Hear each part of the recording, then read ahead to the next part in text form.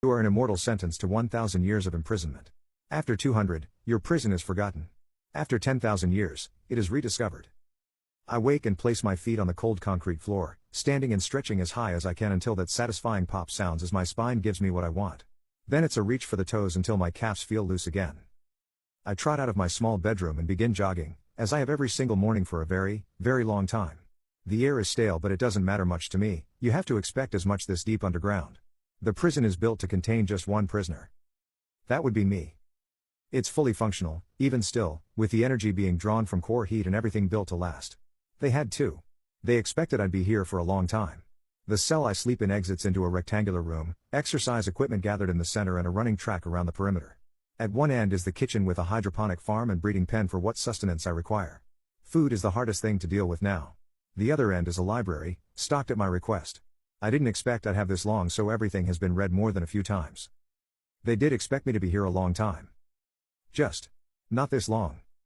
As I finish running, I stop and bend over, taking deep breaths to slow my heart rate again, letting the sweat drip onto the floor. As habit will do, I look up to the viewing station where the guards had once kept vigil. Not for years now. Many, many years. I shake it off and make my way to the kitchen for breakfast. A single fried egg on a simple bread I have been making for millennia and a chicken breast. Delightful. Still tastes as good as ever, even if I've been eating it for what feels like eternity. What I wouldn't give for. Well, I don't know. It's been too long, I honestly don't even remember what food options there used to be. I sigh and clean the dishes, pat the chickens for what small comfort they bring and head to the library. As I step, I see something move out of the corner of my eye and I look to see figures in the viewing station. Guards? After all these years? A light comes on and I see them, tiny figures barely visible through the glass. I hear the click that I vaguely recall for the microphone. Who is it? The voices say, along with other chattering and talking before they realize I can hear them. Who are you? How kind of them to pose it directly to me now. One of the great gods, has it been so long the mortals have forgotten that?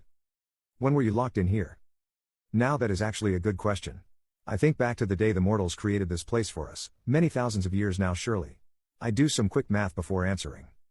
9,783 cycles. Around the sun, of course. The murmuring again. Impossible, is the reply. I laugh. No, just inconvenient.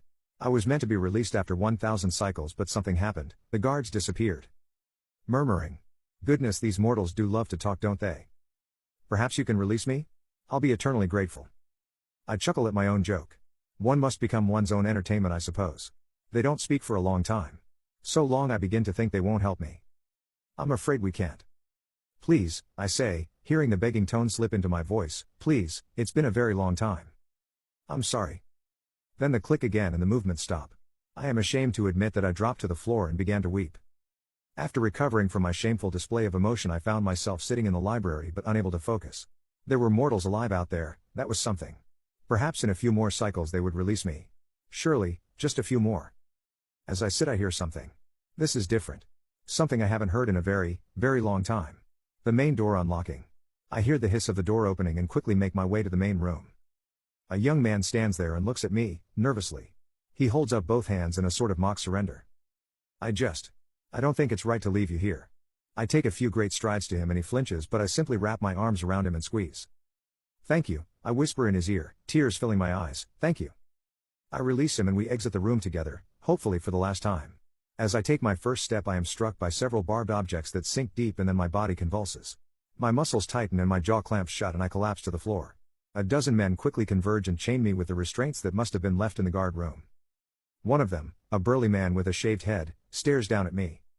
Immortal, they said. He says it with a sneer. Thousands of years down here? Immortal. Well, we'll see. Then a thick rubber boot tread fills my view and it is the last thing I see before it is dark. I wake, slowly.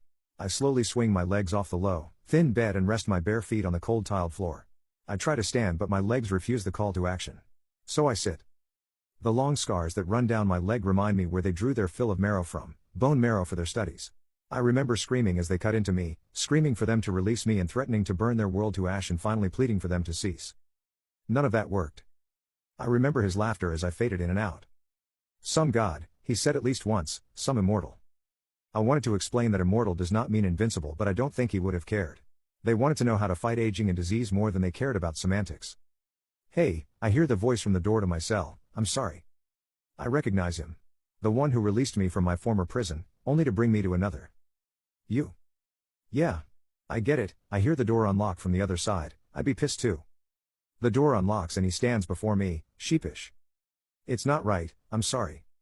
I find the strength to stand on shaky legs and glare at him, but here he stands before me, apologetic and perhaps releasing me. Is it day? He nods, with a confused look. Can you get me outside? He nods again and leads me into the hall, devoid of guards for the moment.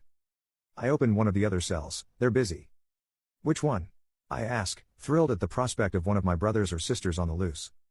Don't know, names are all faded off the doors. What? Who are you anyway?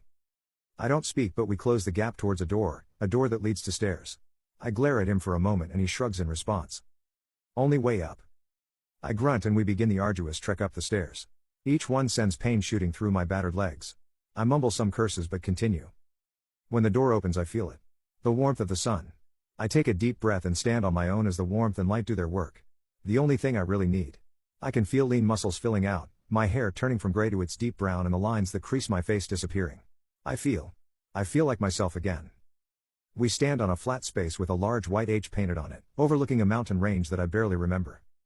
He steps away and looks at me with fear. Without the sun I was fading in that deep cell, even if I would never die of age there. Like a mortal in his 50s or 60s, not the powerful man I am now. What are you? I turn to him and stretch until I hear that satisfying pop of my spine. Turn my head for the same in a stiff neck. Bend down to loosen up my calf muscles on healed legs. What is your name, mortal? Derek. Are you going to kill me? I throw back my head and laugh. It feels good to laugh again. No, Derek, you have earned my favor. And a favor from me does not come easily. Shall we release my brothers and sisters? He swallows hard and nods. Who are you? I open the door back into that staircase, down into the bowels of the facility they have built over our prison. It's different now though. I have my strength back. I pause to look at him, applying just the right amount of dramatic pause that these mortals found so pleasing all those years ago. The Titan Hyperion. Now come. We have work to do.